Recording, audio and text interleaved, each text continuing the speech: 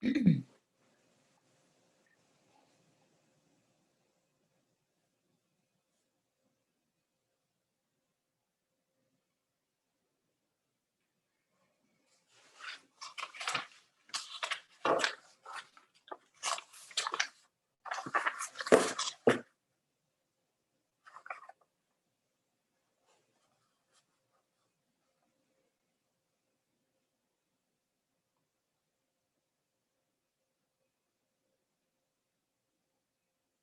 I'm waiting for the 7 o'clock. Tick. We really need music. We need like a hold music or something while we're waiting. Ralph, next time. You're on it. All right, I'd like to call the meeting to order. Welcome, everyone. I'm Steph Cowie, and Layla Horn and I are your GHS PTA co-presidents. We thank you for joining us this evening and supporting the PTA. Our meeting today will be recorded and posted on the GHS PTA website. Our website is located on the Greenwich High School website under PTA. Before we turn the meeting over for our How to Make the Most of Summer for Life, College, and Beyond panel, we would like to provide with a few updates. The month of March has been a very busy one for the PTA. March 1st Summer Fair welcomed over 650 attendees with over 85 vendors, promoting great summer opportunities for all ages. Additionally, on March 18th, Paint the Town Red was a tremendous success. Thank you to the chairs, Diana Orbanowski, Pina Santana, along with our VP of Ways and Means, Chamisa Wilkinson, for our sold out Paint the Town Red at the Townhouse with a wonderful silent and live auction, along with great food, entertainment, providing fun and lots of time to catch up with old friends.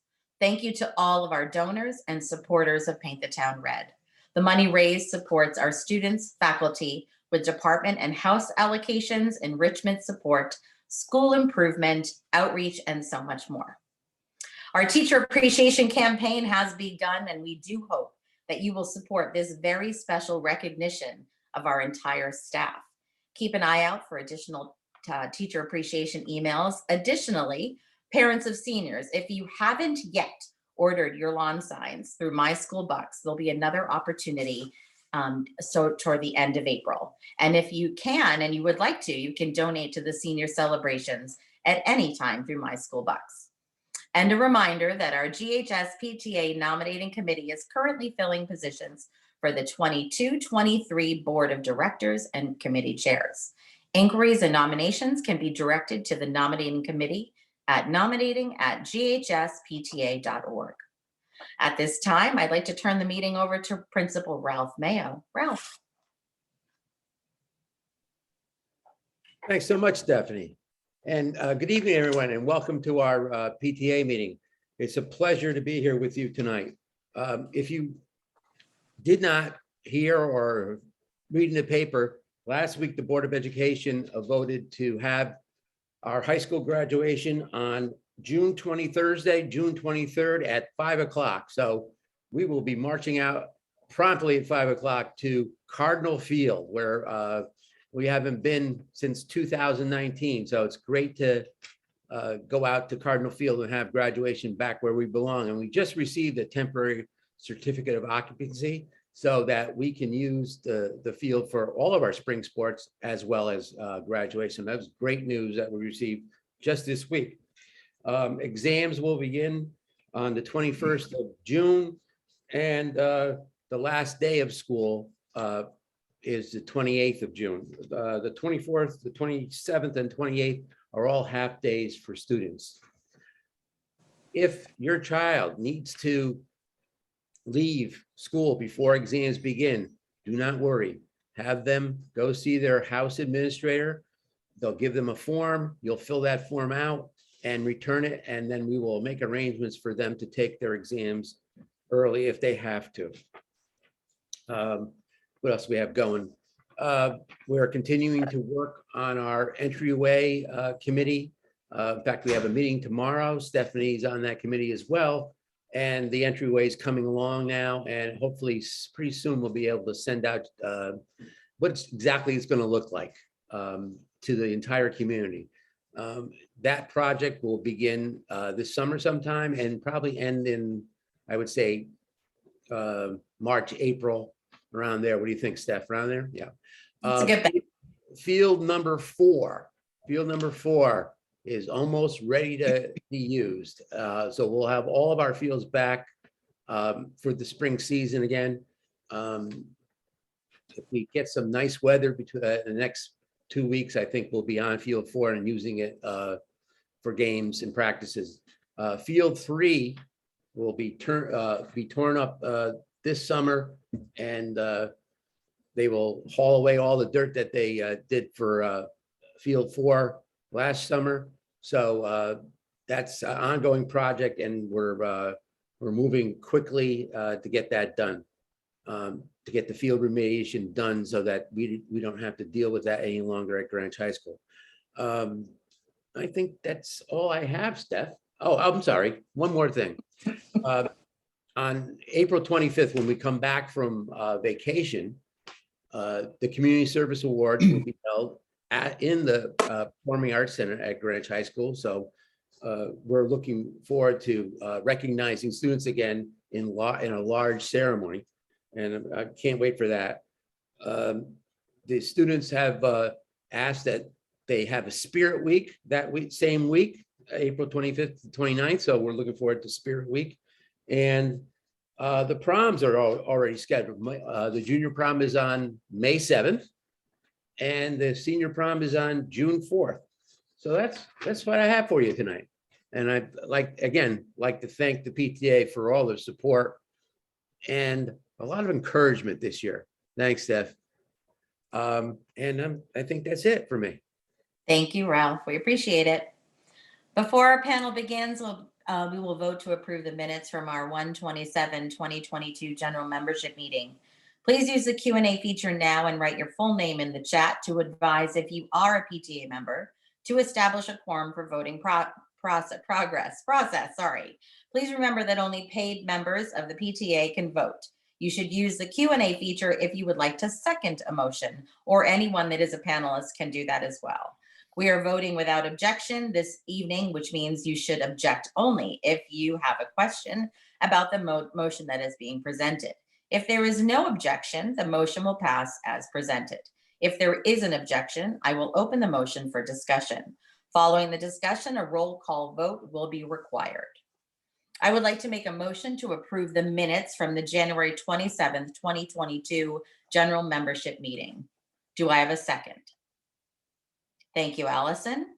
The motion is to approve the January 27th, 2022 minutes. If there is no objection, this motion will pass as presented. Is there any objection?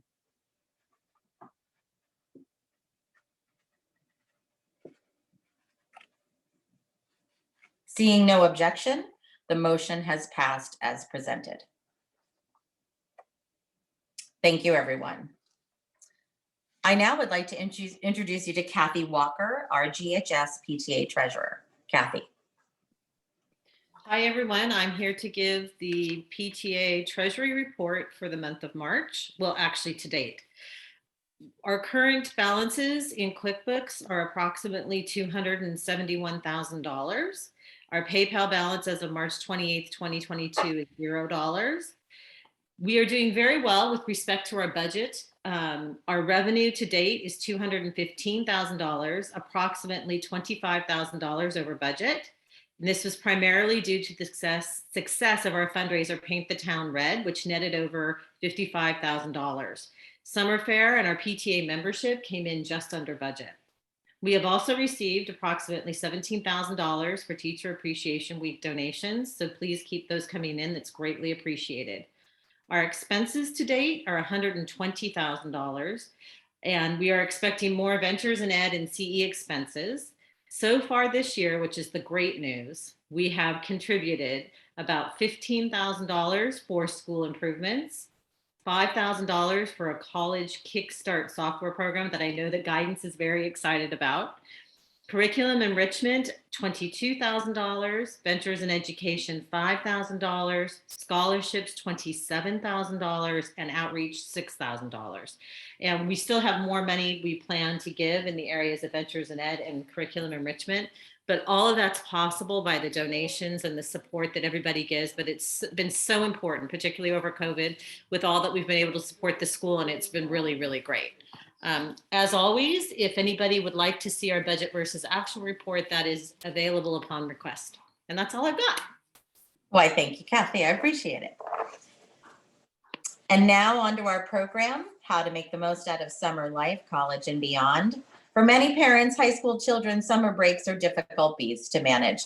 We all want to give our children a chance to enjoy the sunshine, the pool, popsicle sticks, but what about other summer activities should a teenager seek out? Should my child get a job or internship or just have some fun? We have an amazing panel to help us with these very thoughts and questions. Tonight, we'll be taking questions from our listeners. If you have a question specific to this panel discussion, please begin to send those now by utilizing the Q&A function. Again, we ask that you send only those questions that are applicable to this panel discussion. And now I'd like to introduce you to our fabulous panelists this evening, and thank you all for joining us. We greatly appreciate it. Our first up is Jeff DeTesso. Many of you know him from past years at Greenwich High School, but currently he's the Director of Wellness and Student Support at Greenwich Country Day. Jeff. Hi, Stephanie. Thank you so much for that introduction. And yeah, this is, I'm so honored to be here and to be asked to be back. My background is I am currently at Greenwich Country Day School.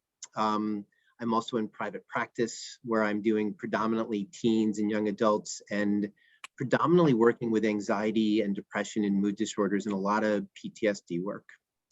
Prior to that, I was at Greenwich High School for 17, 18 years, where I was the school psychologist in Bella, go Bella, and loved every second of it. What I'm hoping to chat with all of you about tonight is a little bit about the trends that I'm seeing as a psychologist, both in the school and in my private practice, and what those trends look like because of the pandemic and where we are and where we're going and what the summer may look like for your children in terms of anxiety, depression, and stress. So that's what I'll jump into later in our discussion today. Thank you, Jeff. Now I'd like to introduce you to Josh Davis. Josh is a Managing Director, UK and College Counseling for ESM Prep. Josh, here you go. Hi, everybody.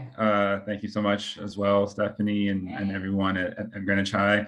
So yeah, my name is Josh. I'm actually a educational consultant, kind of college counselor, but also really an academic mentor, first and foremost, working with students, honestly, based all throughout the world, just trying to help them figure out the big picture and how academics and the whole high school process fits into that.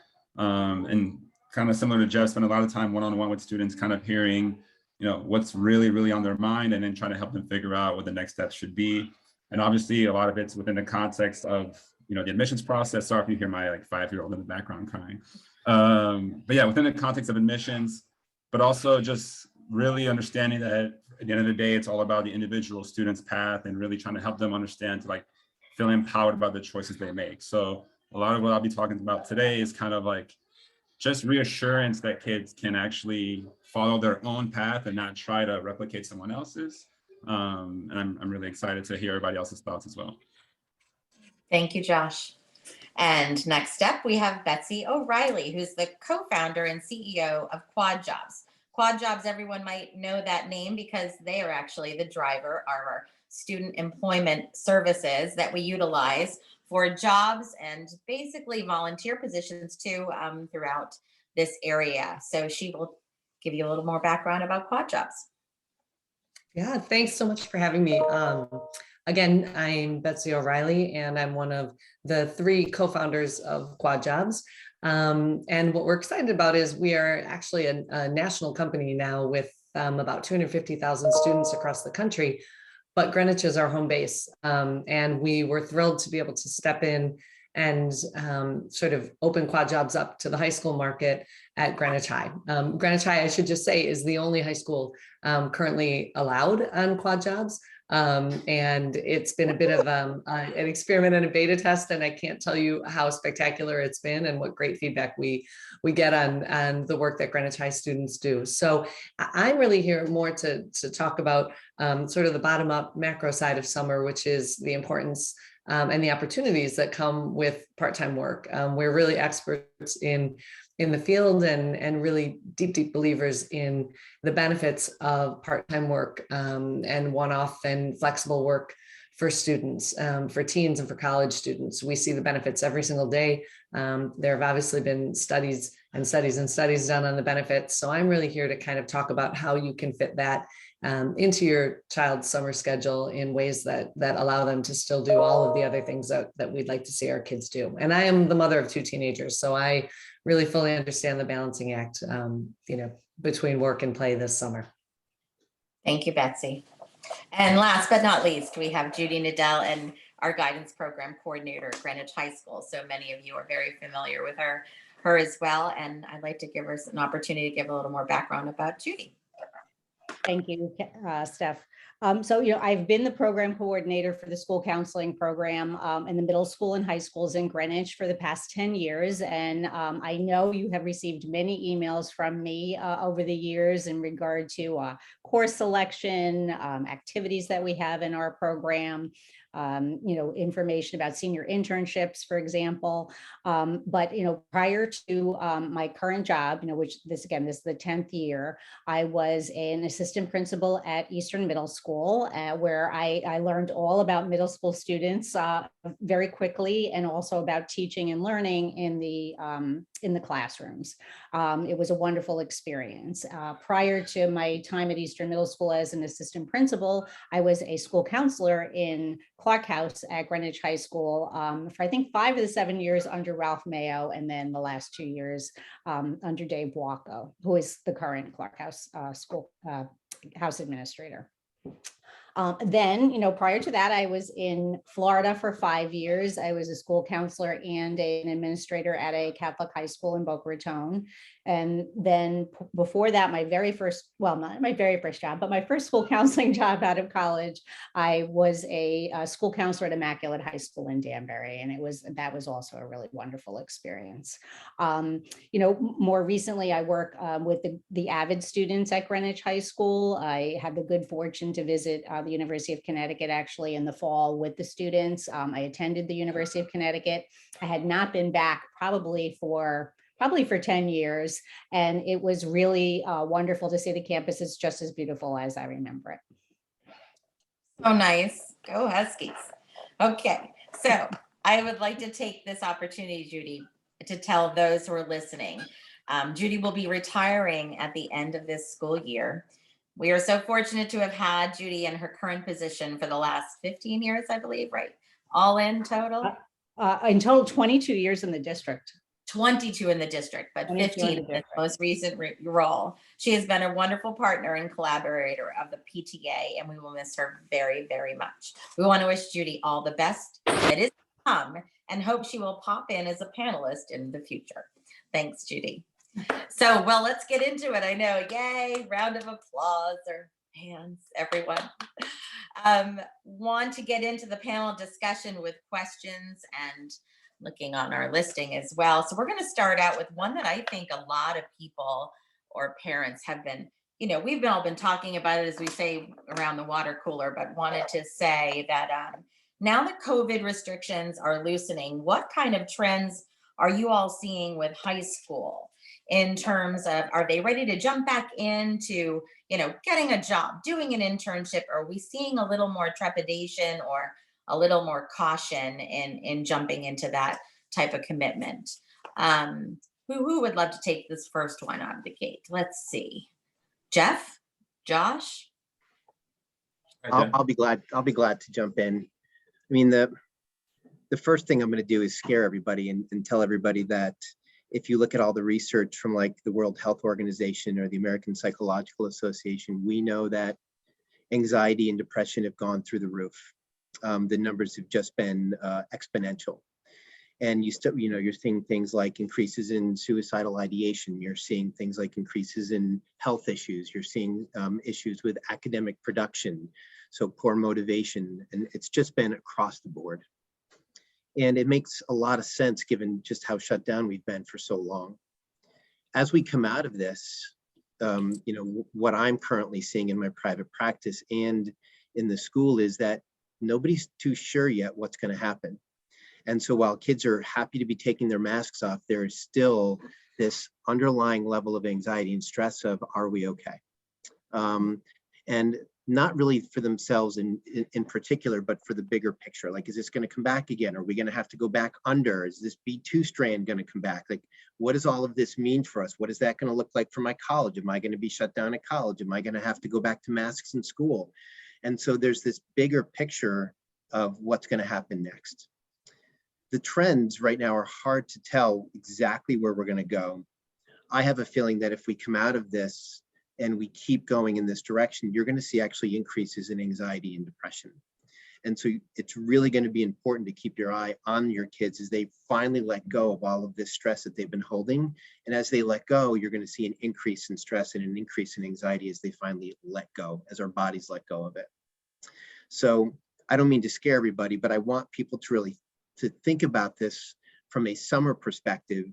In other words, what are we really going to do that's in the best interest of the whole child for the summer? And it may not be trying to cram them into something that's going to be one more stressor on top of everything else that they're going through. So would you say with the one more stressor, don't cram that in?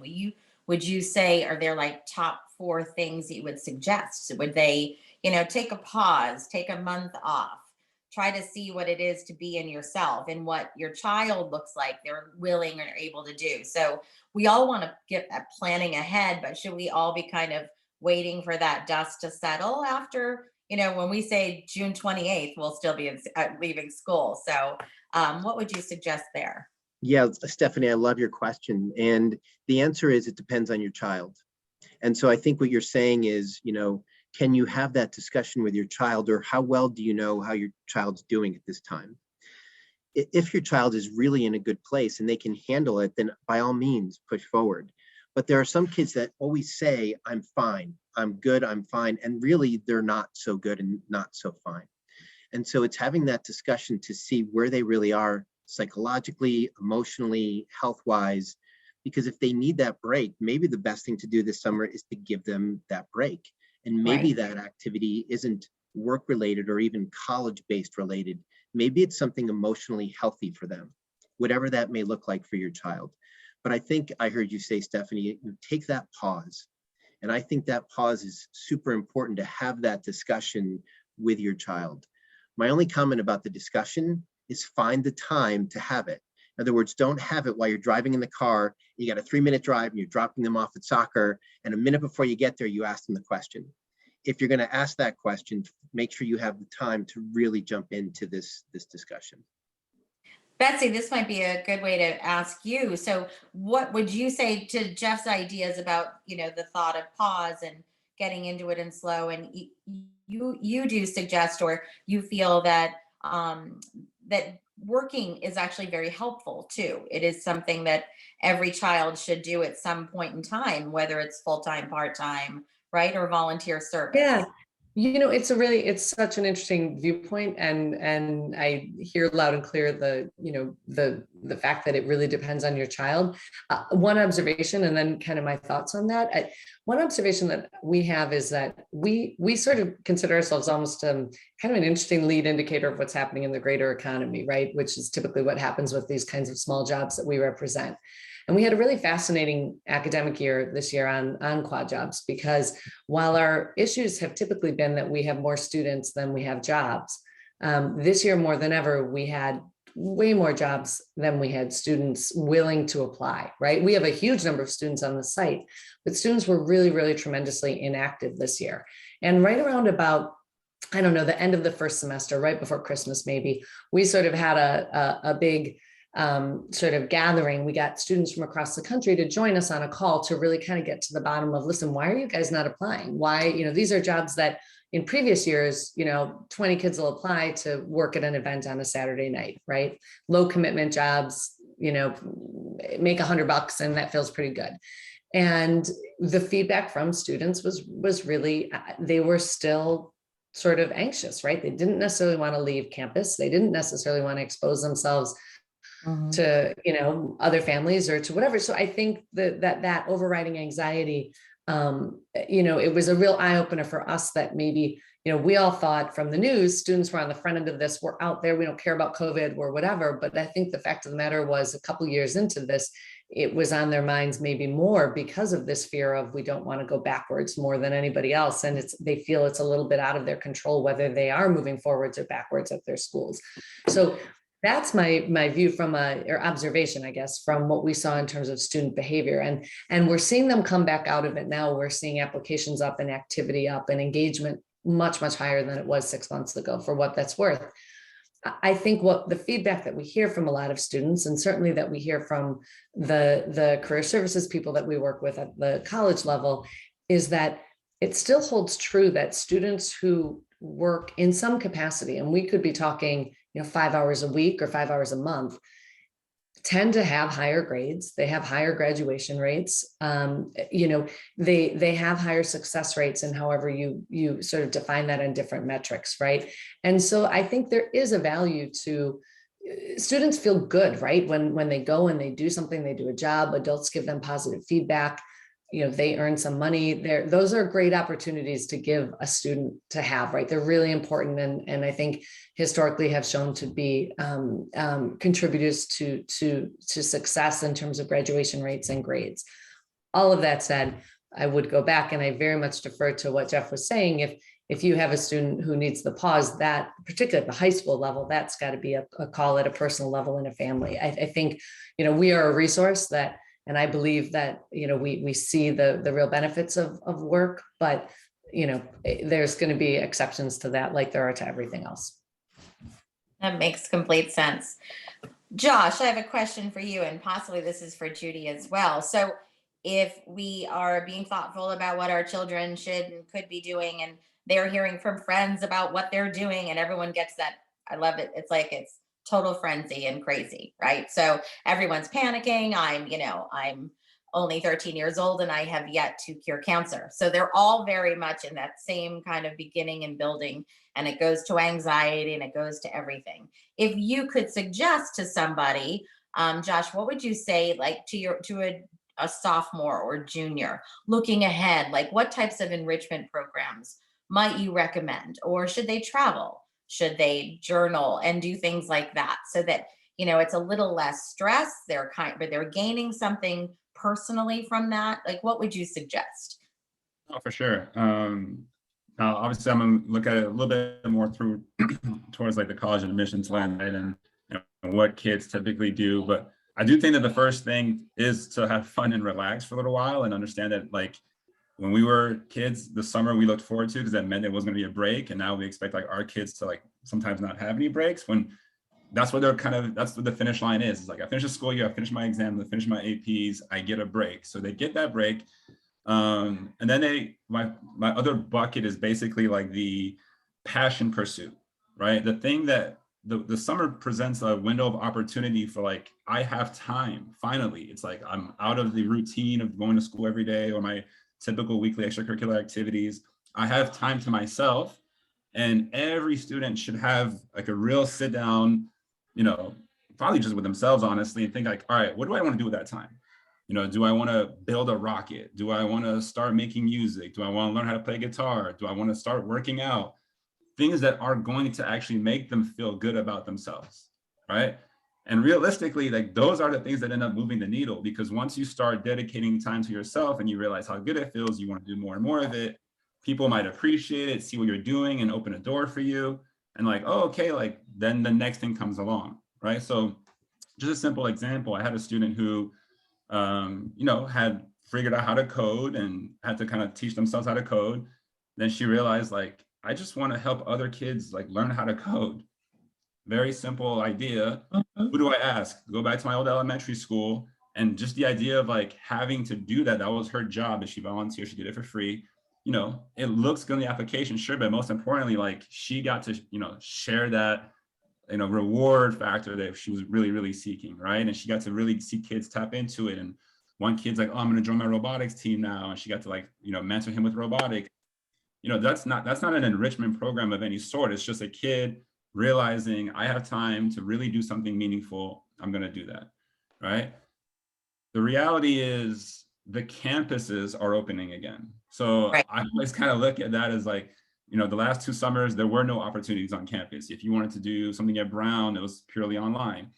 Funny enough, Yale, which is my alma mater, and I did work at Yale admissions for a few years, is still like kind of the only campus not open to high school students this summer.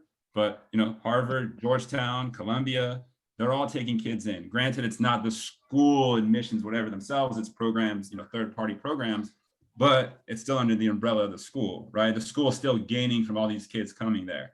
So again, that's making me realize, all right, from their point of view, COVID's passed enough to where they can do that safely. And obviously there's all these measures put in place for it, but that is becoming part of the norm again for the summer.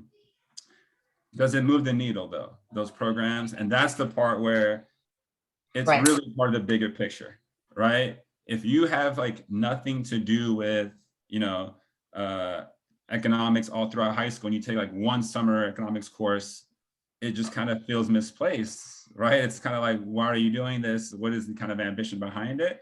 So I think it really has to take a progression for a student when they're making choices and not just do things for the name or for the reputation, but do it because like academically it will be enriching, right? Or intellectually stimulating in some way. So I'll be more than happy to provide more examples of that later, but I just think that like that's an important distinction to make.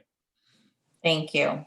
Judy, what do you think from a perspective, you know, looking at it from being in the student, you know, dynamic? What do you see? I love Josh's points about passion project. I love that idea about that direction. I mean, I think that's what we would love for all of our kids to find. What do you see?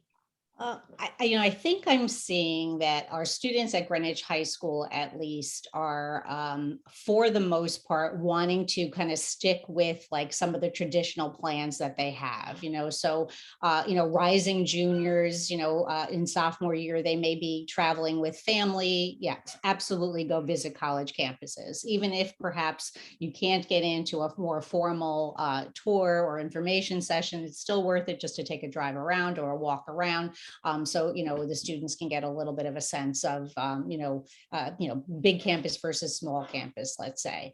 And for our rising seniors, they really, if they want to try and maybe have a little bit of a senior year where they can be focusing on academics and organized athletics and things that they might typically do, they really have, certain things that we have asked them and recommended that they do, such as continue to research what their options are for after high school, continue to, work on your common application when it comes out on August 1st, brainstorm your essays in July, things like that. I like the idea of, that quad jobs can help give kids short-term work experience that they don't have to make a commitment to. So I think, maybe something like a camp where you're making a commitment for, 2 weeks to 2 months might be a challenge for a student in this, the very changing environment that we had. But, certainly taking a few part-time jobs here and there can be really, helpful just to get them out of the house, be around new people, find something else they're good at.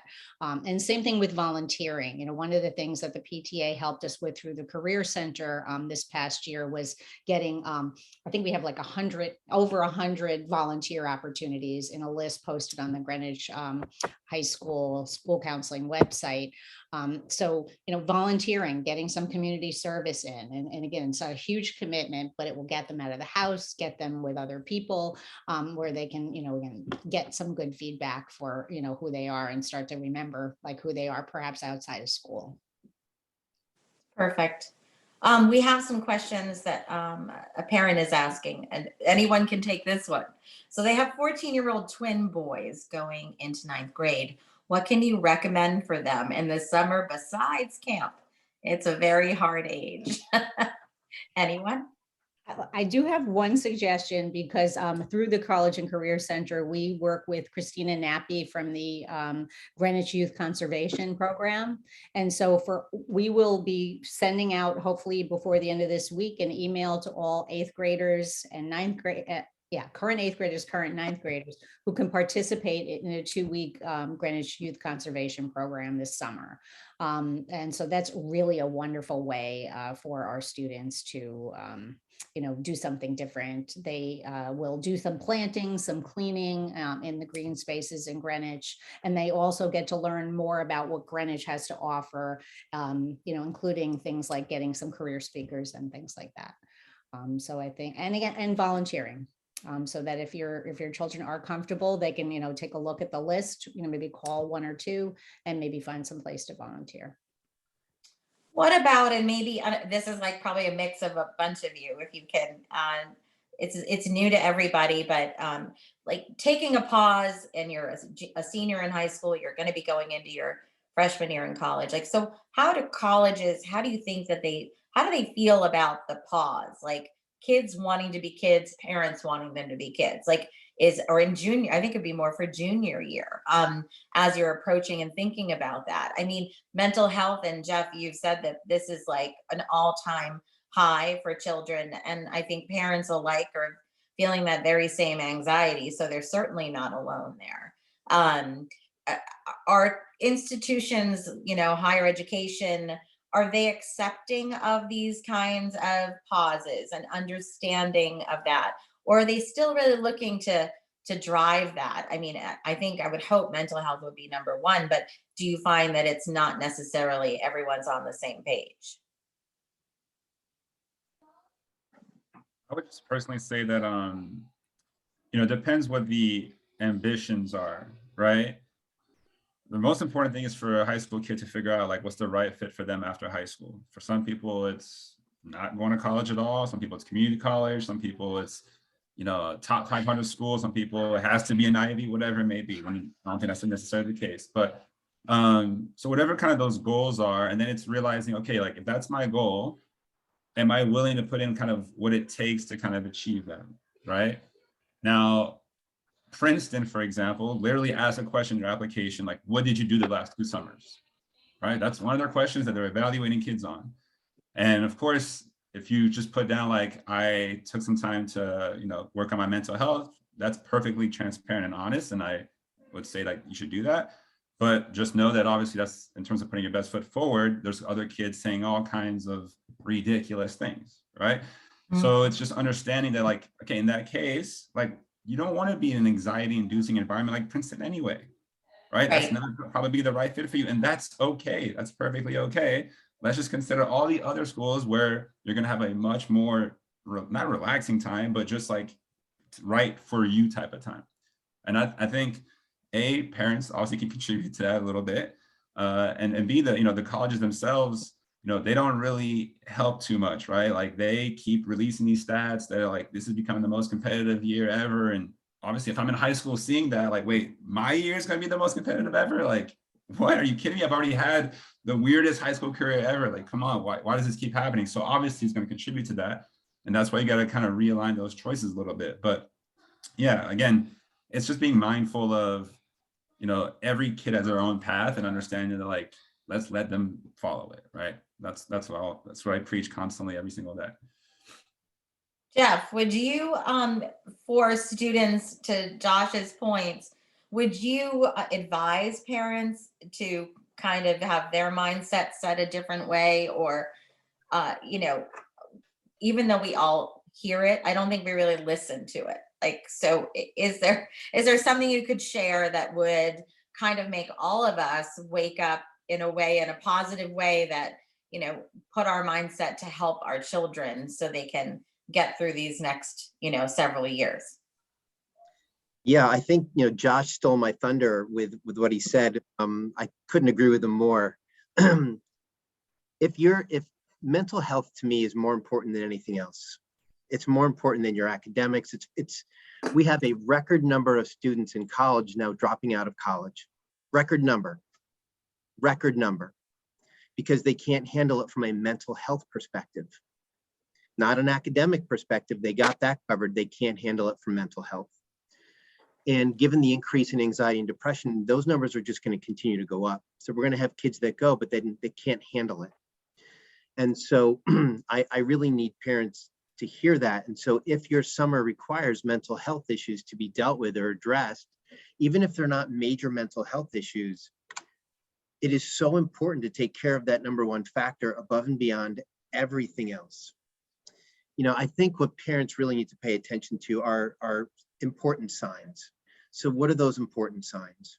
Are you seeing a ton of fatigue in your child that wasn't there before? Do they have major procrastination issues and they can't get their work done? Are they having and complaining of motivational issues? Are they having health issues, stomach aches, headaches, nausea, dizziness, all these weird symptoms that you can't explain, and they're complaining about them all the time? Do they have poor attention and concentration things? Do they have change in friends, change in appearance?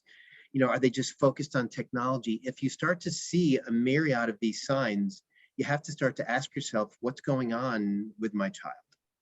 And I think when you start to ask yourself those questions, that's when you have to push in with your kid and ask, hey, what's going on? And see if we need to go down the mental health route. Again, it depends on the context. There are some kids that are really doing okay. They really are. They're okay. And I don't think we need to treat them the same way that we're treating the kids who are presenting with some of these symptoms. But I couldn't agree more with Josh. If a kid is struggling with a mental health issue, why throw them into a school and have them do all these things that are just going to be more anxiety producing once they get there? It's not the right fit for that kid. Makes complete sense. Betsy, let's see. Do you feel that, or the people or the children, young adults that you see, are they sticking to one type of job? Are they going for a lot of ad hoc, more part-time work? Do you see that they have, the college students today, are they looking for things in their field? Are they doing things and driving towards the work that they might do? What do you see? Do you measure those? Yeah, we do. You know what? And there's such a combo, and I do want to answer that. And before I do, just one kind of anecdote to throw into the comments that were just made, because I think it supports them. You know, we launched Quad Jobs about 7 years ago, and one of the most interesting things that's happened is we have corporate, we are not about professional jobs. We don't get involved with what students do when they graduate, to be clear. We are jobs while they're in school that they can manage with busy schedules. And what's interesting is we have had more and more corporates reach out to us. So big banks, big consultants, big whatever, to say, we are trying to figure out a way to find talent. We're trying to find new ways to identify talent coming out of college. And we're not looking anymore at where someone goes to school. We are trying to identify work ethic and grit and all of these words that are, listen, they are so cliche to even, I can't believe I used grit, but that's the word they're using, right? And so I bring that up to say, I guess just to underline. And so they're coming to us and they're saying, show us your top 100 students on Quad Jobs who, the kids who work 90, just threw themselves out there, picked up different jobs along the way because that shows work ethic. It shows people skills. It shows, all of these things.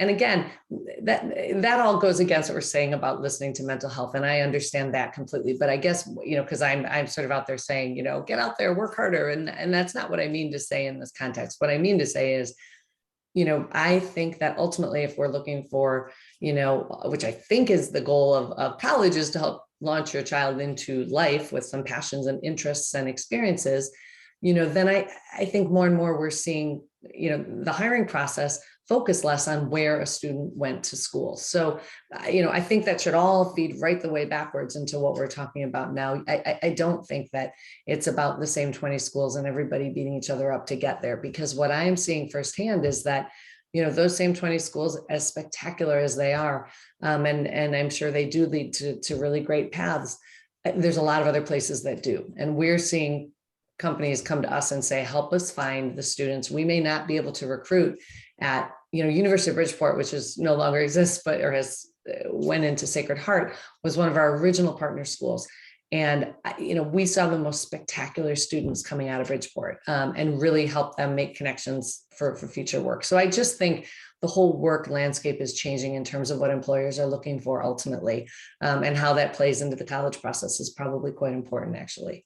And to your question, we see students, it just depends on the student. We see everything. We see students who are studying nursing who say, I'd really like to, find home healthcare jobs, and I'd like to work with, an elderly family that might need somebody to look after a parent or something like that. But we also see, we see students who are studying Mandarin and want to tutor Mandarin. I mean, we see all of it. And our goal is really to, again, back to say, because we believe that, being able to find work opportunities that fit a whole range of schedules and interests is important. That's really what we're trying to do. And so we see it all. So I think, I think that, and I think the other thing is that we're seeing more and more, for better or for worse, we're seeing the pressure on students to have internships. And I think we all know that, those can be a great experience, or those can really be kind of silly. But regardless, I don't think that trend is going away, and we're seeing more and more students need internships, and that's trickling down. It looks like into the high school world. And so we sort of exist because there's a lot of students who can't afford to take maybe an unpaid or low paid internship. They need to work. And so, we see that because we're trying to offer opportunities to say, you may intern for half the summer, but you can quad job the back half, or you may intern Monday to Friday, but we can help you find stuff on, the weekends or Saturday night or whatever, to put some money in your pocket and help you make that internship affordable. But I would say the trend towards students trying to figure out how internships fit into the whole thing is just growing. I had thought it was going to slow down, but it hasn't. That is as strong as it's ever been, and really trickling down to younger ages. Again, for better or for worse. And I was going to say, Judy, you might, because of the situation, obviously what you've seen, and the high school has been doing quite well for such a long time.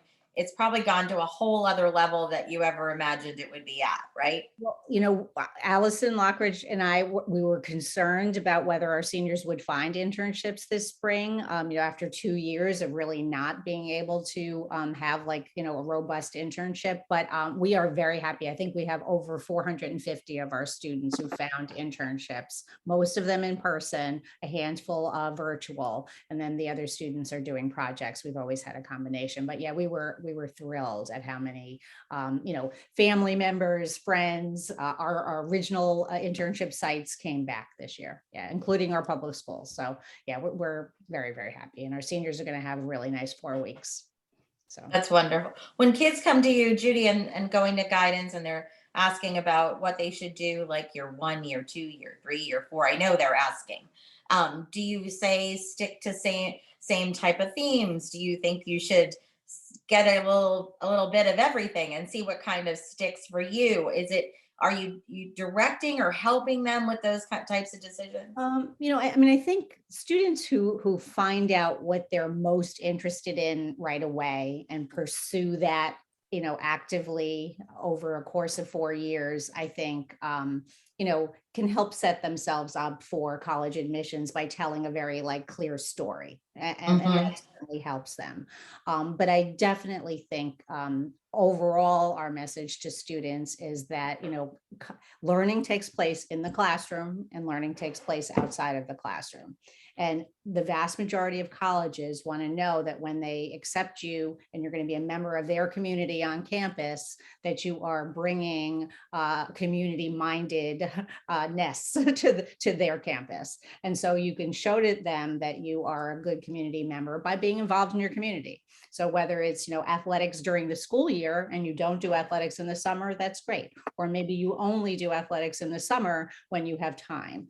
Or again, you work part-time during the school year, but you visit your family in another country in the summer. So all of it is good. And I think that, what students pursue is not as important as, getting off of your couch, even if you've like, listen, I like to binge watch things. And so, I'm always a big TV movie fan. There's nothing wrong with that. But, having a variety in your life and in your day, I think it is really helpful. So a little productivity, a little reading, a little relaxation, a little hanging out with friends. More and more of our students have over the past couple of years learned how to cook out of necessity when, everybody kind of shut down, going to restaurants and everything.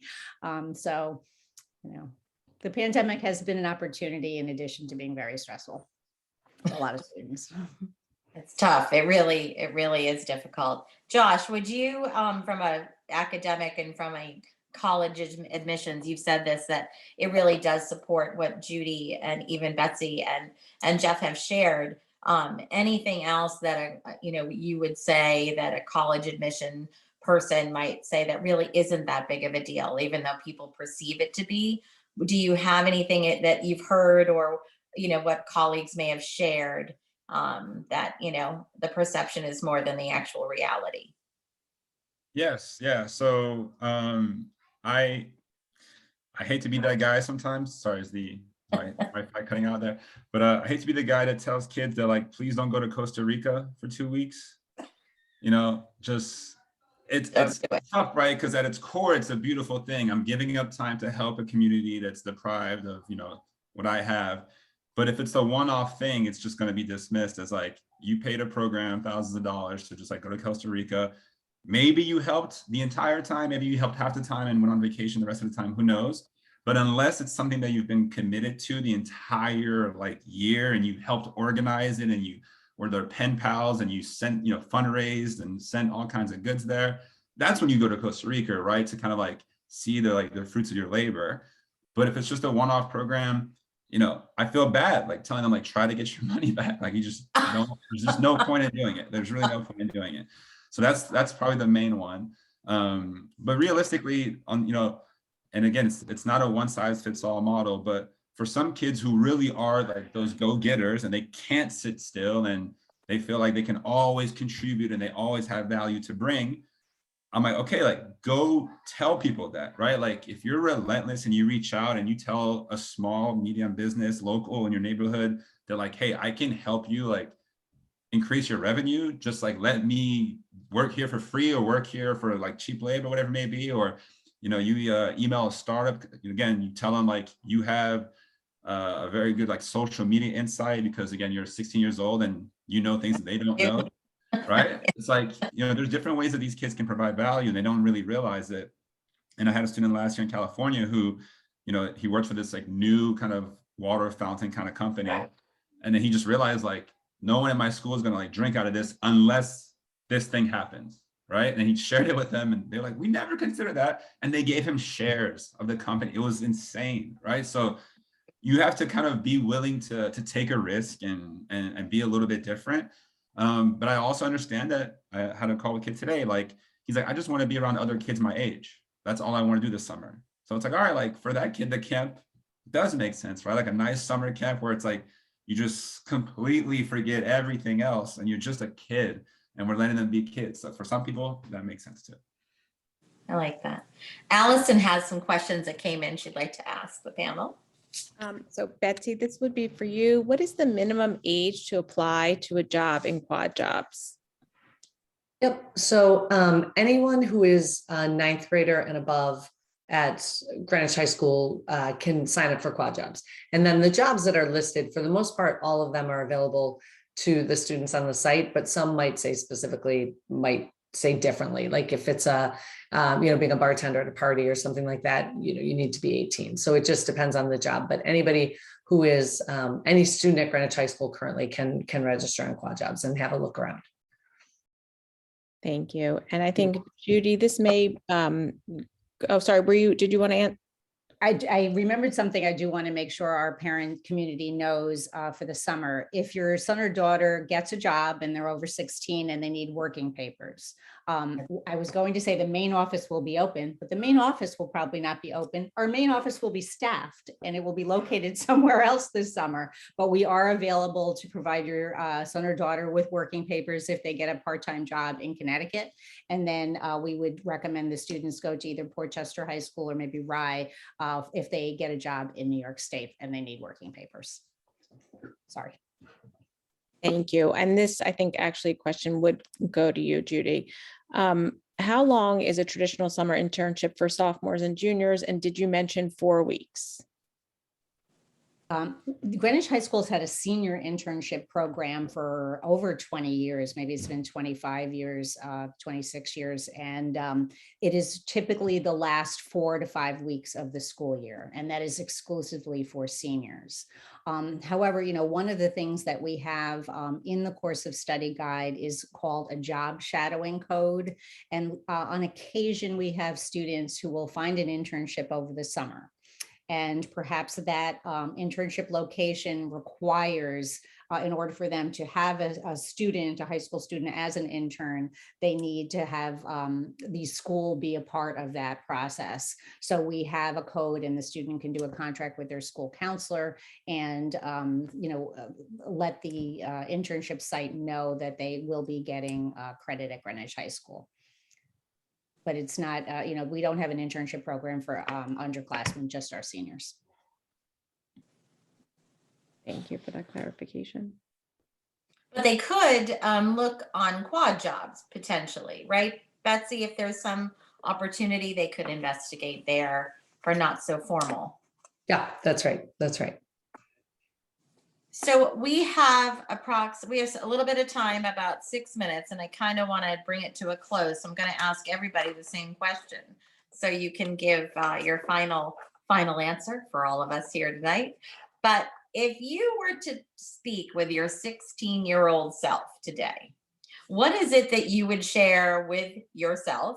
What will you tell yourself? How to approach things to be happy and as productive as you possibly can be? What would you recommend or say? We'll start with Jeff.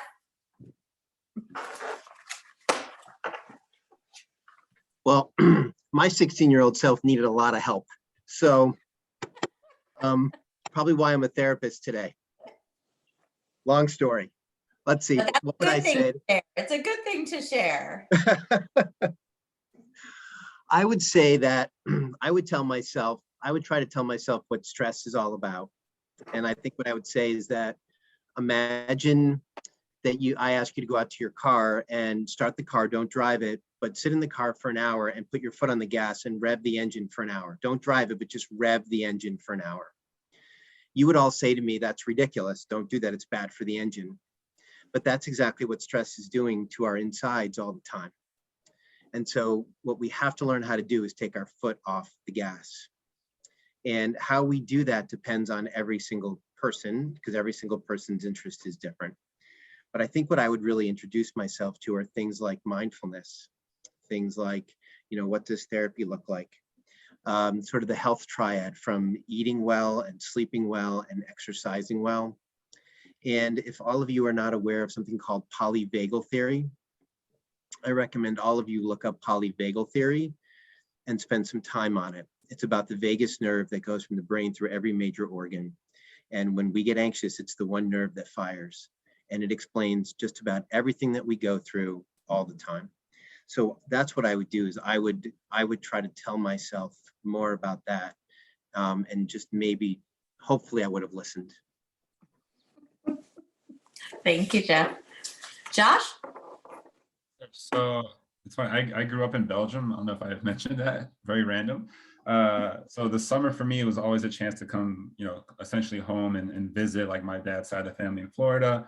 But it also, I saw it as an opportunity to kind of like find a sense of belonging outside of my own comfort zone, right? I was so used to kind of like, I played basketball and I thought I was pretty good for Belgium, but then I was like, all right, like I'm gonna go to America and really see how I, match up against some of the real guys. So I did that and it actually worked out for me, thank gosh. But I didn't really fully embrace my inner nerd. And that's like something that looking back, I just wish I did. I just thought at the time that like school was just meant to be in school. Then I didn't realize you could do like additional learning if you were really interested in something. And like, I was always into sociology and communications or public relations, things like that. And I never got a chance to like really explore them. And I went to liberal arts school and like still didn't get a chance to explore PR, right? So, just having those, having someone in my life that I could have talked to about that, outside of like an ACT test telling me what I was going to be. But, really being able to explore even like journalism or like, sports management, these things that are not traditionally academic, but a lot of kids are interested in them, and there are resources there for them to actually find them. And, even I always tell kids, like, a lot of times your academic programs don't even end up on your application. Like, they don't end up as one of your 10 activities. Like, you do a lot of things that are cooler than in an academic summer program. However, when you end up talking about why you want to study something, you can point back to that experience like in an essay, right, or in a conversation, and it just adds more like substance to the case that you're making. So, again, if you're intellectually curious, I would encourage you to pursue that, essentially. Thank you. I loved that about your inner nerd. That was great. Huge nerd. Betsy, what would you say? I think first and foremost, I would say wear sunscreen. It caused a lot of damage lying out with baby oil as a redhead in my teens. That'd be number one. And number two, I think I would say I actually very, very much agree with everything Jeff said about and I think that's the beauty of evolution societally, is that, I hope that my children are more aware of what it means to be a healthy person from a lot of different standpoints, right? From they take their mental health more seriously and their physical health more seriously. But I think I would say that to myself, but I would also, I would actually really just say, don't sweat it. I think even in our generation, I think, if I could say anything to my 16-year-old self, it would be, things have a tendency to work their way out, and so that'd probably be my number one. Thank you. And Judy? It's very hard to say, because I would say to you, I didn't have a care in the world until after probably I graduated from college. I kind of went with the flow. I was very lucky. When I lived in the Bronx, I went to summer camp every summer. It was all day camp. It was great. I had my camp friends. I had my friends at home. We played outside. And by the time I was 16, I worked as soon as I turned 16. I probably would. I probably would have told my 16-year-old self, because you like reading so much, maybe like trying to find book groups. We're not as popular back in the 70s, but as they are now. But I think I would have really enjoyed, when I read something, to also have a discussion with somebody. And I think that our students, especially at Greenwich High School, and because of the student activities program where students can start clubs and things, I don't know that our students necessarily think about doing that in the summer. So I do think, I remember, probably during the first, when we were really shut down during the pandemic, some students in the short, like I think maybe 3 weeks we had, they ended up like gathering the young children in their neighborhood and just having a little camp, or they did art with them, or they did reading with them. And so, I feel like those kinds of things that a student might think of during the school year, why not think of them in the summer and just do something that they're interested in and share their passions with somebody else. I like that. Ralph, we're going to ask you, we're going to bring you in, because what would you tell your 16-year-old self? And we'll close it with our principal's answer. He's on mute. There you go. Well, at 16, I was working in a grocery store in Greenwich. And then when I got out of work, I went and played some kind of probably baseball. What I would tell myself would be, I had no idea. I'm the first person to graduate from college in my family. So I would probably tell myself, you should probably get to know a little bit more about college than you know right now, because I didn't know very much at all. So I probably would have done that. And as Judy says, I love to read, and I still love to read. I think I've done 4 books in the last 2 weeks, which is a nice stress reliever. But book groups would have been great, would have been fabulous for me. But yeah, I would have definitely, and also one of the things I never thought about, which is in our DNA in Greenwich, is service, providing some kind of service to the community. So yeah, I would have done a few things differently. I like it. Well, we want to thank you all so much for your time this evening. It has been our pleasure to have you with us. I know that people that were listening, and this will be recorded and will be placed on our GHS PTA website for all to listen to. And I'm sure many people will go back to this again and again. And honestly, I took away so many great things just myself, and I hope everyone else has as well. And it is our absolute pleasure for having you here. And thank you for giving your time. We know how busy you all are, but we look forward to seeing you out in the world sometime soon. And we will be mindful. We will be nerds. We will, right? We'll be very mindful. We will be nerds, right? We will put sunscreen on and we will get a book club. So, thank you all again. And to everyone out there, thanks for joining us tonight. And we hope to see you live in person in May. So thanks again. Have a great night, everyone. Thanks. Thank you. Thanks. Everyone. Thank you. Bye-bye.